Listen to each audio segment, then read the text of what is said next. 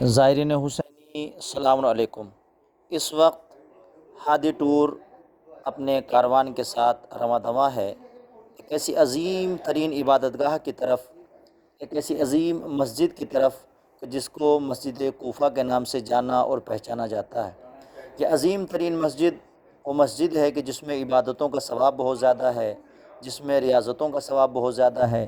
اس مسجد کے فضائل، اس مسجد کے مناقب بہت زیادہ ہیں، یہاں تک کہ معصومین نے ارشاد فرمایا، ایک چھٹے امام کا دور ایک شخص آیا، آنے کے بعد وہ کہتا ہے کہ مولانا نے سوال کیا کہ یہ بتاؤ تو نماز کہاں رہتے ہو؟ اس نے کہا مولا میں کوفے میں رہتا ہوں۔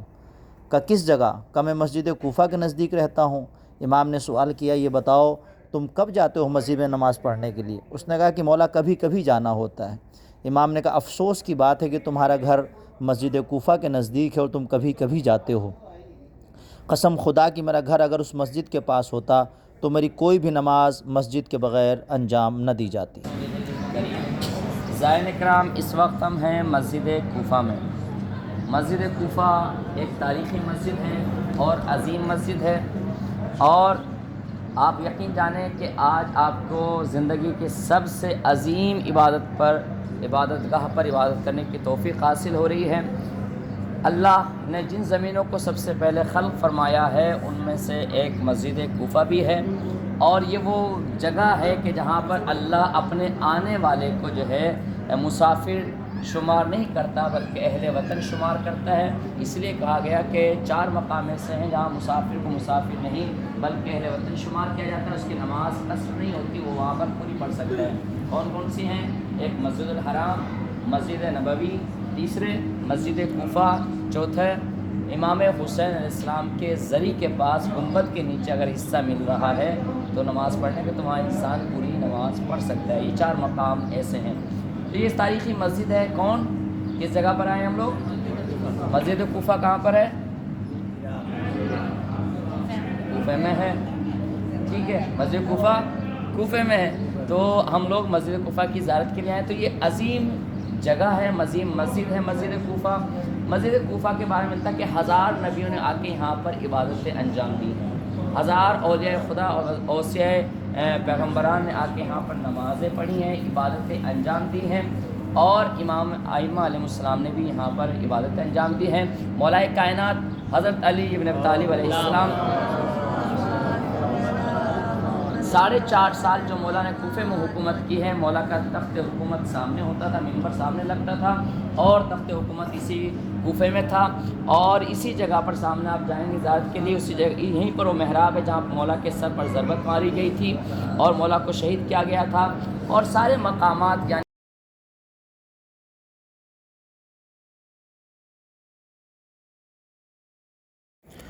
حضرات اس مسجد میں بہت سے مقامات ہیں، جیسا کہ عرض کیا گیا مختلف انبیاء نے، نہ جانے کتنے انبیوں نے یہاں پہ آ کے نمازیں پڑھی ہیں۔ یہ مقام وہ ہے کہ جو جناب ابراہیم کے نام سے مرسوم ہے، اس جگہ پر جناب ابراہیم نے آنے کے بعد نماز پڑھی ہے۔ زائرین جو یہاں پہ جاتے ہیں وہ 4 رکعت نماز پڑھتے ہیں اس جگہ کی عظمت کی بنیاد پر، چونکہ یہاں پر خلیل خدا نے پڑھی ہے۔ یہ مقام جو نگاہوں کے سامنے ہے جناب خضر علیہ السلام کا ہے، جیسا کہ عرض کیا نہ جانے کتنے نبیوں نے، دیکھیں 70 کی تعداد جب بیان ہوتی ہے تو شمرہ 70 نہیں ہوتا بلکہ بہت زیادہ ہوتا ہے۔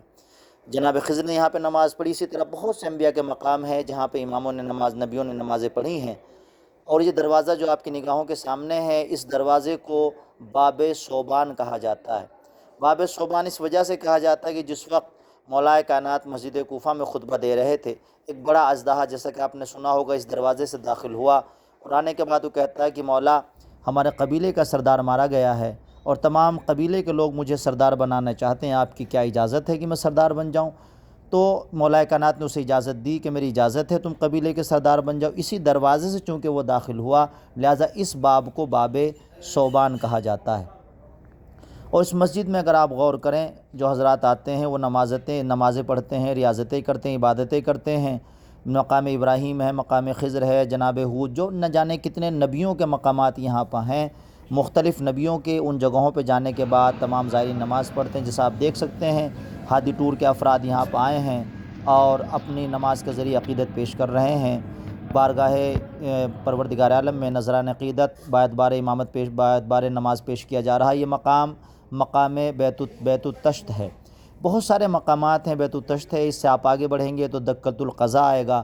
دکۃ القضا وہ مقام ہے کہ مولا کائنات جہاں خطبہ دیا کرتے تھے، ممبر پر بیٹھنے کے بعد کوئی فیصلہ آتا تھا، کوئی مسئلہ آتا تھا تو بیان کرتے تھے، فیصلہ آنے کے بعد دکۃ القضا پہ کرتے تھے۔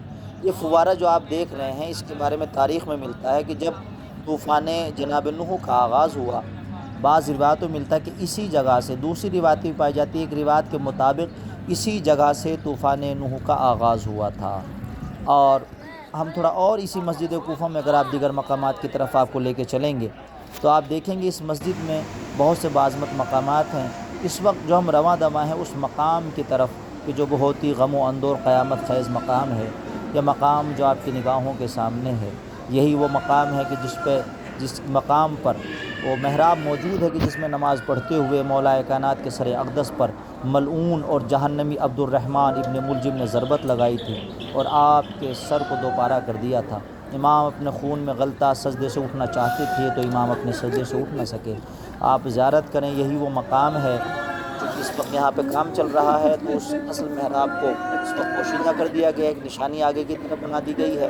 اس لال پردے کے پیچھے وہ اصل مقام ہے، ایک کام چونکہ یہاں پہ چل رہا ہے نظر نہیں آ رہا ہے، وہ مقام ہے کہ جہاں پہ مولا کائنات کے سر اقدس پہ ضربت لگی ہے۔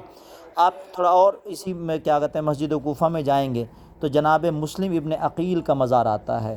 کون مسلم ابن عقیل؟ کہ جو بھائی ہیں امام حسین کے اور چچا زاد بھائی ہیں مولا امام حسین کے، اور جس وقت کوفے والوں نے خط بھیجے ہیں امام کو بلانے کے لیے تو مولا آقا حسین نے خود نہ جا کر کے اپنی طرف سے جناب عقیل کو بھیجا ہے، اور آپ نے کہا کہ میں اپنے بھائی کو بھیج رہا ہوں اس اعتبار کے ساتھ کہ تم مجھے بلا رہے ہو، اپنے بھائی کو بھیج رہا ہوں اس اعتبار کے ساتھ کہ تم جو عزت و اکرام دینا چاہتے تھے وہ اس کو دو تاکہ مجھے تمہاری عقیدتوں کا پتہ چلے۔ لیکن آپ جانتے ہیں کہ 18,000 افراد نے بیعت کی ہے جناب مسلم کے ہاتھ پر، لیکن وقت نہ گزرا، جب دشمن کے ابن زیاد کا زور بڑھا ہے، ابن زیاد نے سختی کی ہے تو تمام افراد نے آپ کے ہاتھ سے بیعت سے ہاتھ اٹھا لیا اور تمام افراد آپ کو حالت نماز میں چھوڑ کے واپس چلے گئے۔ اسی سے اگر آپ پیچھے کی طرف بڑھ جائیں گے، تھوڑا آپ آگے چلیں گے، وہ مقام آتا ہے جو آپ کی نگاہوں کے سامنے مزار ہے، یہ ہے جناب مختار ثقفی کا۔ جناب مختار وہ عظیم ترین شخصیت ہیں کہ جو معصوم کے چہرے پر مسکراہٹ لانے کا سبب بنے۔ آپ جانتے ہیں کہ جس وقت شمر کا کٹا ہوا سر آیا ہے، ہرملہ کا کٹا ہوا سر آیا ہے جناب مولا سجاد کے سامنے تو مولا سجاد مسکرائے ہیں، تو عظیم شخصیت ہے جو امام کے ہونٹوں مسکراہٹ لانے کا سبب بنی ہے۔ اور جسٹ اپوزٹ سائیڈ میں اگر آپ آ جائیں گے جناب مسلم کے روضے کے تو یہاں پہ اس شخصیت کا مزار ہے جس کو جناب ہانی کا، ہانی بن عروہ کہا جاتا ہے۔ یہ وہ عظیم ترین شخصیت ہے کہ جو مولا کے چاہنے والے ہیں، اور جس وقت سب نے جناب مسلم کا ساتھ چھوڑ دیا، کوئی بھی آپ کو امان دینے کے لیے تیار نہیں تھا، کوئی اپنے گھر آپ کو ٹھہرانے کے لیے تیار نہیں تھا، تو یہی وہ شخصیت تھی جس نے آپ کا دفاع کیا، جس نے آپ کو اپنے گھر میں رہنے کی جگہ دی، اور اسی بنیاد پہ آپ کو اذیتیں بھی دی گئیں، آپ کو آپ کے ساتھ ظلم کیا گیا اور بڑی بے دردی سے آپ کو شہید کر دیا گیا۔